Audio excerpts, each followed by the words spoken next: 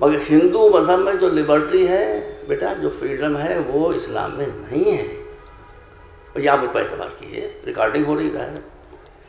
हिंदू धर्म में यहाँ तक फ्रीडम है कि अगर आप अल्लाह को मानते हैं तब भी हिंदू, अल्लाह को मानते ही नहीं तब भी हिंदू।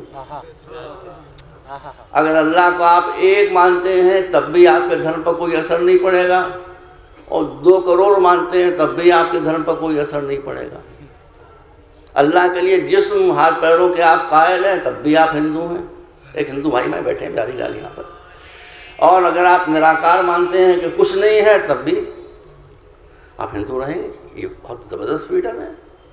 और ये फ्रीडम यहाँ तक है, बिहारी लाल जी बताइए मैं गलत कह रहा हूँ सही कह रहा हूँ? मैं आपको देख रहा हूँ दूर से, मैं गलत कह रहा हूँ? आप भी पढ़े लिखे आदमी, बैंक में मुलाजिम हैं।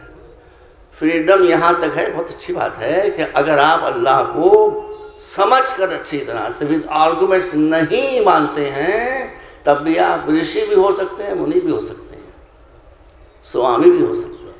इतनी आज़ादी है इस्लाम में, इतनी आज़ादी नहीं है। इसलिए कि इस्लाम में आज़ादी जब हद से ज़्यादा बढ़ जाती है तो अनार्की हो जाती है।